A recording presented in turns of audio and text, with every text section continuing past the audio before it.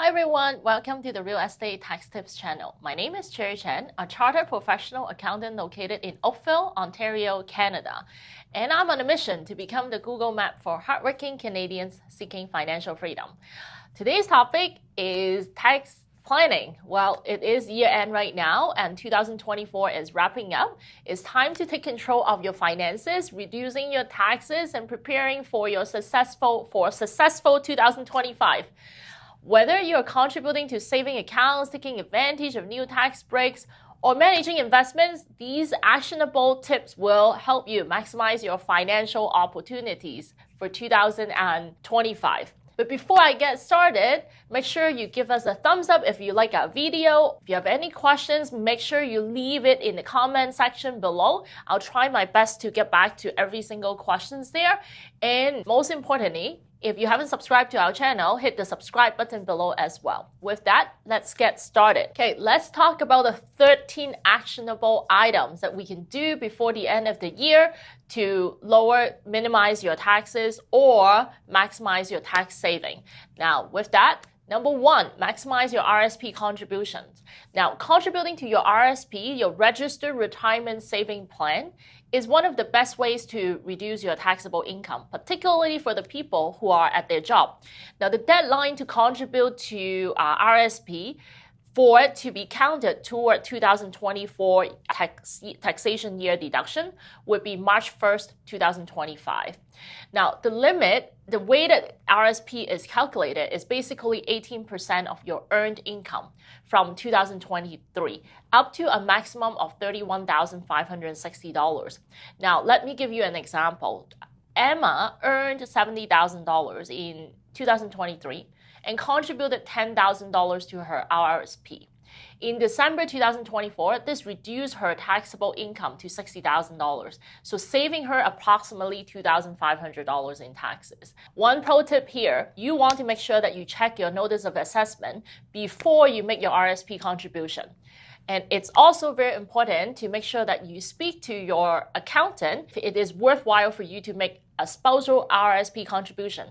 More often than not, some people are using the spousal contribution to split income with their spouse who's not making as much money as they currently are.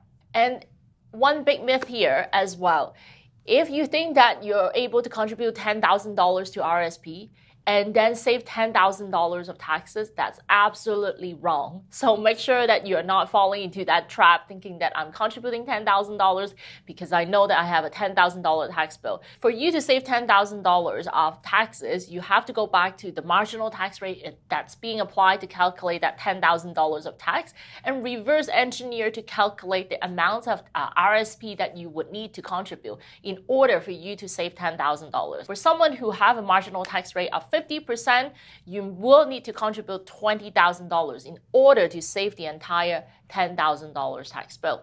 So it also goes back to your marginal tax rate. Make sure that you check your NOA, make sure you check your marginal tax rate if you want to completely wipe out your tax liability. Now, number two, withdrawing from your RSP when your income is low. A lot of our clients are not doing that well over 2024, not making a lot of income. And if you are one of those clients, if you're one of those taxpayers who are earning little to no income in 2024 and had a large amount of RSP sitting on in the RSP account, you may want to consider withdrawing some funds from your RSP account. Well, while RSP withdrawals are generally taxable, you may pay little to no tax if the income is below your basic personal amount. And why this strategy works? Well, number one, taxable income offset. The federal basic personal amount for 2024 is $15,000, roughly. And what it really means is that you can earn up to this $15,000 amount without needing to pay any federal income tax in Canada. As a matter of fact, in some provinces, they have the same or similar personal tax exemption amount, and therefore you don't have to pay tax altogether, whether federally or provincially. So you could essentially take out sufficient amount in your RSP, assuming you have no other income, and not pay any tax. As an example, John is currently unemployed and has no other taxable income in 2024. he withdraws $15,000 before the end of the year from his RSP in December. And so he doesn't owe any tax liability because it is below the federal basic personal exemption amount. But typically speaking, when you go to the bank and you withdraw money from your RSP, they do a withholding tax and they send that amount to CRA.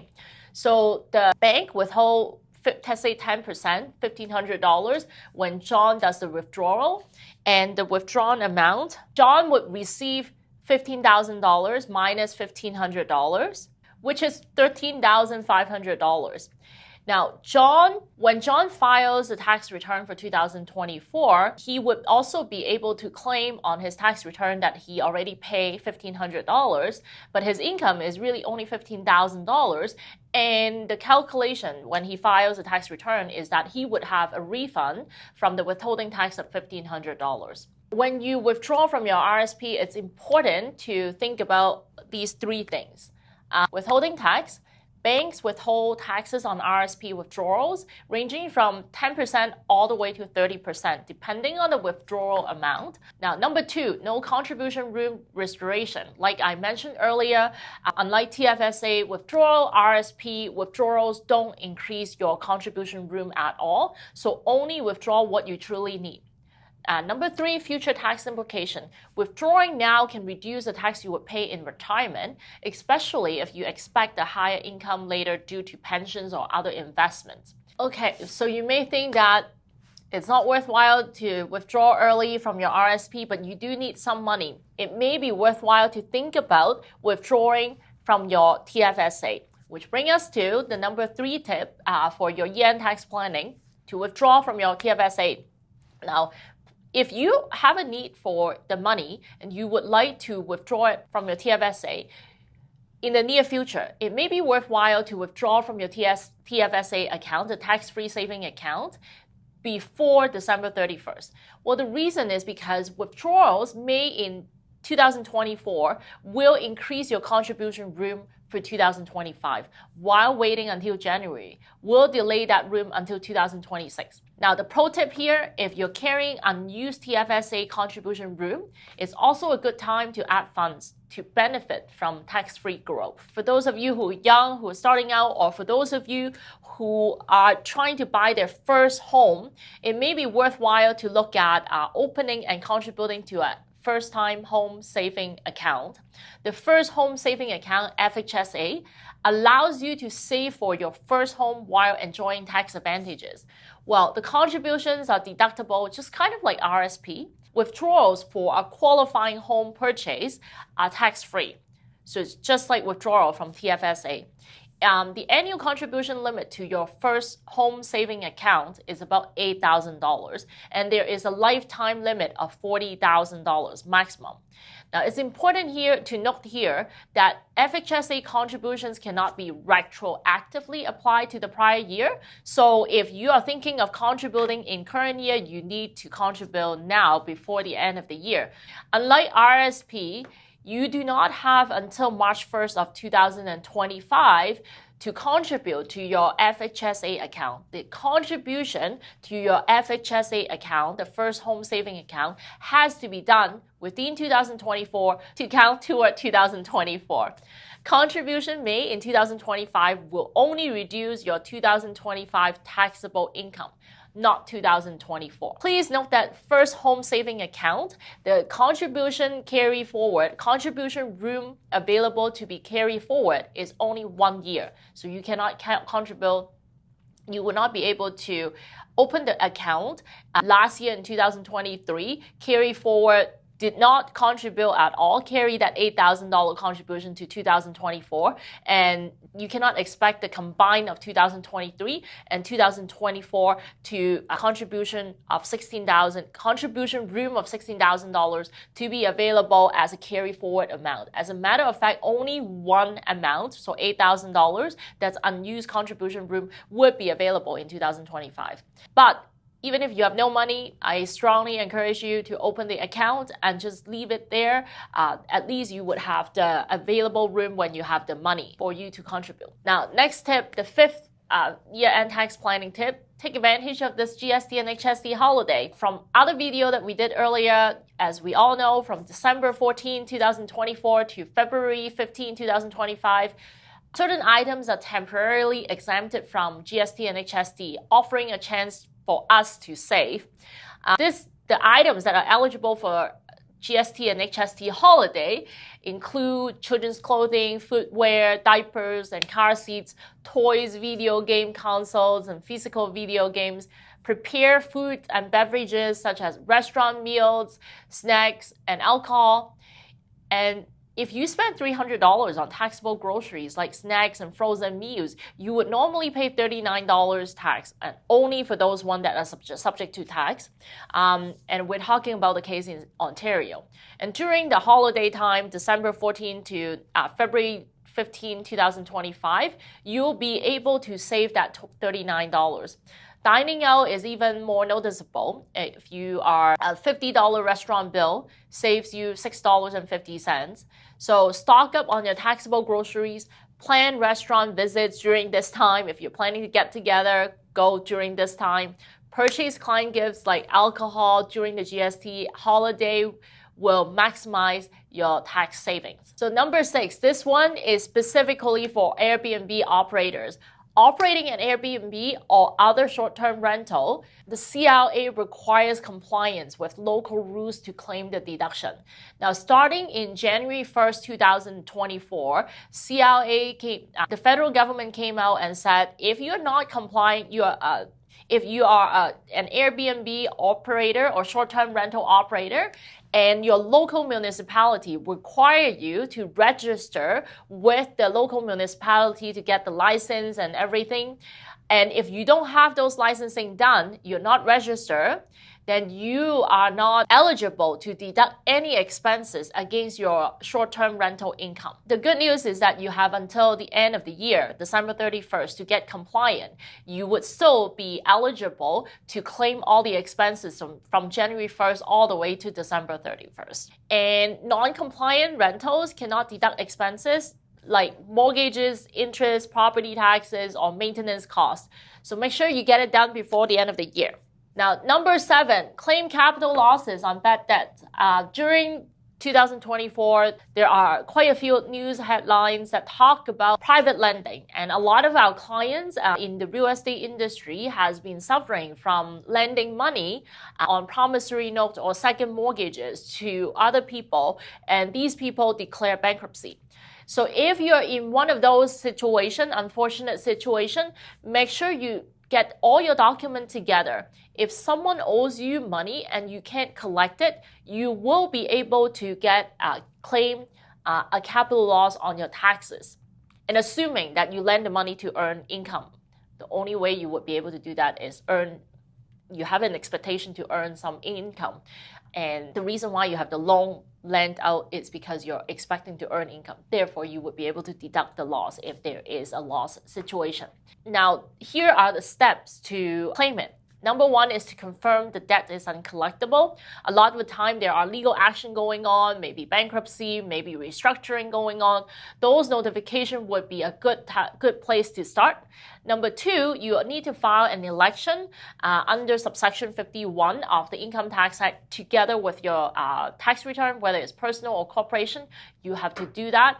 And then report the loss as a capital loss on your Schedule 3 of your tax return. Now, using an example, you lent $50,000 for a house flipper to flip, but then the borrower just decided to not repay you because he didn't make money on the flip. After the failed recovery attempt, you can claim the $50,000 as capital loss, reducing the taxable gains. Why it's important? Because reporting the loss offset against taxable capital gains, reduce your tax bill. And it's important today because capital gains inclusion rate has gone up to 2/3. So having those losses to offset against the capital gain would be very beneficial in terms of reducing your tax bill. And it also creates a clear paper trail for CRA for compliance. You may not be able to use capital loss this year, you would be eligible to apply the capital loss, carry it backward for 3 years, or capital losses that are incurred this year, realized this year, can also be available, carry forward indefinitely. So in the future, when you realize any capital gain, you would be able to use this capital loss to offset against the capital gain and not pay tax on the portion of capital loss. 8. Harvest investment losses. Now, this is only applicable for those people who have incurred a significant amount of capital gain. They would like to lower their capital gain tax. And then they also, at the same time, in their investment portfolio, they have some losers in their portfolio. So what we typically advise our client to do is to sell these underperforming investments before the year end, so then they can use the capital losses to offset against the capital gains that they earned during the year, so then they can reduce their tax bill. Now, pro tip here, CRA knows that we do that, and they don't like us to do that at all. So they have a rule that says that if you sell the investment, realize the loss, and repurchase the same investment within 30 days, those losses that you create are not real losses. They are considered superficial losses, and superficial losses would not be allowed to be claimed in your taxes to offset against the capital gain. So make sure that if you are harvesting your tax losses, make sure that you do not repurchase the same investment within 30 days, you and your spouse, and any parties related to you. Number 9, plan for tax installments. This tip is for all self-employed individual, people who own business out there, and even for people who generally do not have enough tax withhold from their paycheck. If you owe more than $3,000 in taxes last year, the CRA may require you to remit quarterly tax installment, and missing the final installment in December 2024 could result in interest charge. And as you know, interest charge is quite high these days. Using an example to explain, if a taxpayer is self-employed and expects to owe about $12,000 in tax for 2024, his December 15 installment would need to be paid, so then he would be able to avoid the interest and penalty. Now, make sure you set reminders for your installments to stay on track, and consult with your own accountant and to ensure there's accurate calculation. And sometimes it is also important to check those installment reminder sent from CRA and pay it as accordingly. Now, the 10th tip here, consider setting up a corporation for your side hustle. Now, for those of you who are earning significant amounts from their side hustle, incorporating can lower your tax bill and offer opportunities for tax savings. Now, let's use an example to explain. A taxpayer that earns about $100,000 from her full-time job and other $50,000 from her side hustle. It could be photography, consulting, whatever. Now, as the sole proprietor, that she reports all this $50,000 side hustle income in her tax return on top of the $100,000 salary that she makes from her day job. So she has a combined total income of that $150,000. Now, that additional $50,000 side hustle income, after deducting all the expenses, would result in an additional $21,000 of tax payable in personal tax return. If she doesn't need that $50,000 at all to spend on her personal stuff, it would be wise to consider setting up a corporation to run her sole proprietor business. The reason is because in the corporation side, this $50,000 would only be taxed at 12.2% in Ontario. And this $50,000 would only trigger $6,100 of corporation tax had it been owned inside a corporation. By leaving that $50,000 in the corporation, this taxpayer would be able to defer paying personal taxes on it and having to save about $16,000 in personal income tax. So it's important to step back and look at how much you've made, how far you've come, and then consider other opportunities to manage your taxes. Incorporating can offer that potential tax deferral opportunity if you don't need to withdraw all your side hustle income immediately. Now, number 11, for those of you who would love to donate to charities, it's also important to remind you to make your donation before December 31st because it can help you to reduce your taxes while supporting the causes that you care about. Now, tax credit-wise, you would be able to have the donation tax credit count toward your current year personal tax return. For those businesses owner there, if you own corporation, you would be able to make the donation and essentially have a charitable donation deduction on your tax return as well. Tax credit is calculated based on 15% on your federal credit on the first $200 donated, and 29% on anything above and beyond the other the $200. Now, if someone donated $1,000 to a registered charity, he could receive a federal tax credit of about $263. So that would be used to reduce his tax bill. Make sure you keep all the receipts for all charitable donations to claim your tax credit. It's also important to make sure that you donate to a charity, a registered charity, not a GoFundMe program.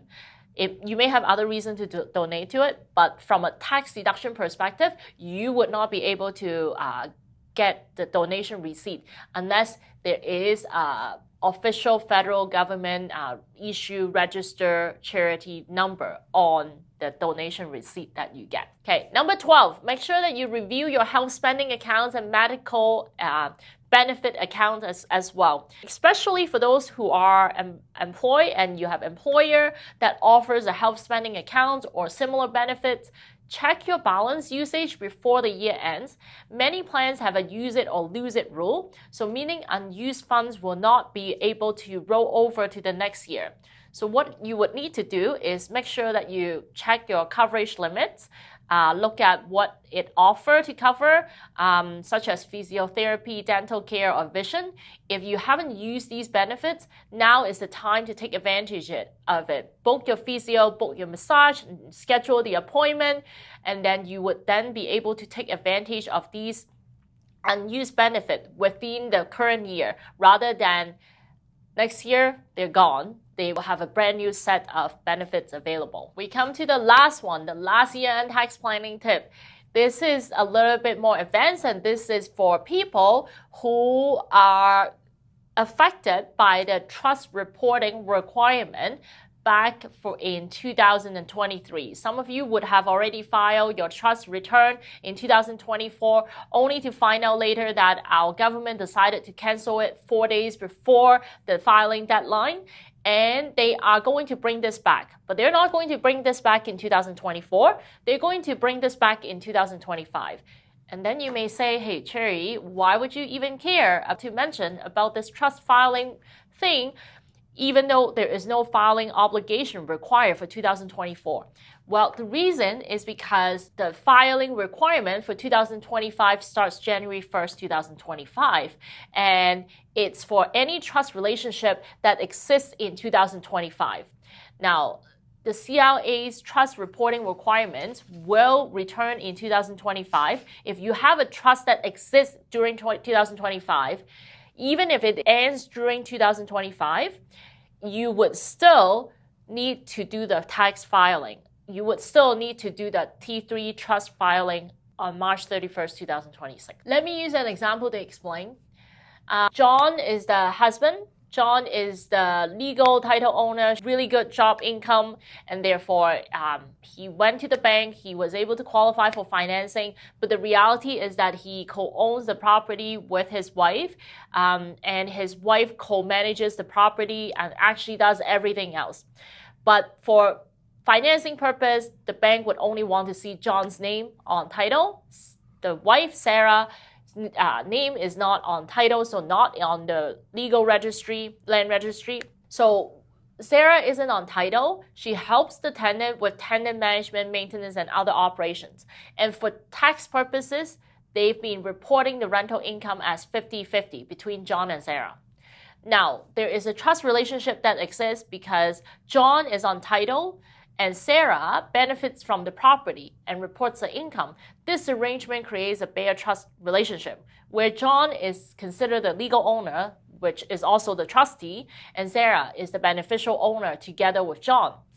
Now, under the CRA's trust reporting rules requirement, this relationship would be required to file a T3 trust return for 2025.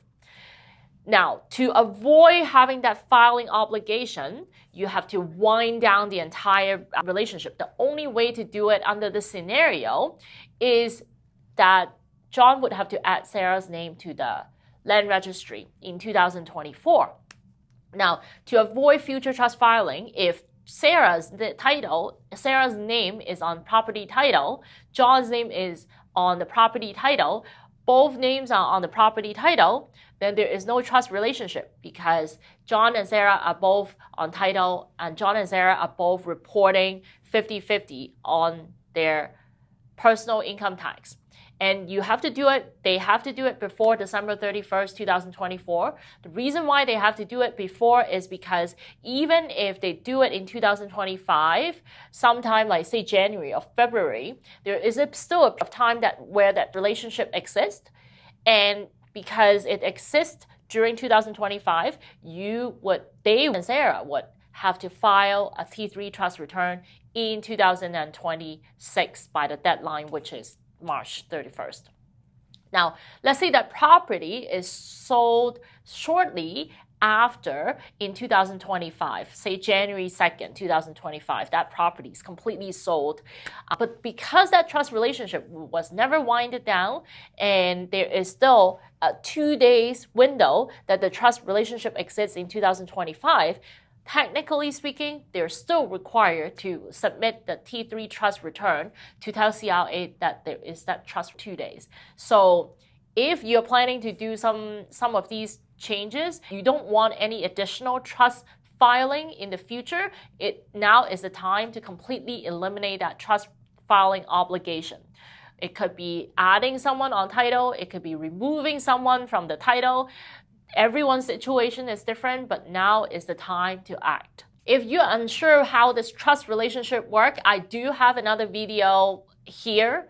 Make sure that you click that link to understand how it's affecting you. And we can definitely, if you have questions, make sure that you talk to your accountant, talk to your lawyer. And if they aren't able to help you, you can always come to our office and we would be able to schedule a consultation with you. Last thought, if you find this video useful, make sure that you give us a thumbs up. And if you like our channel, make sure you hit the subscribe button.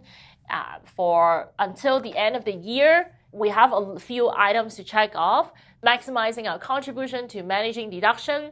Year-end tax planning is an essential step toward financial success. So make sure that you take action now. You'll not only save money, but also set yourself up for stress-free tax season in 2025.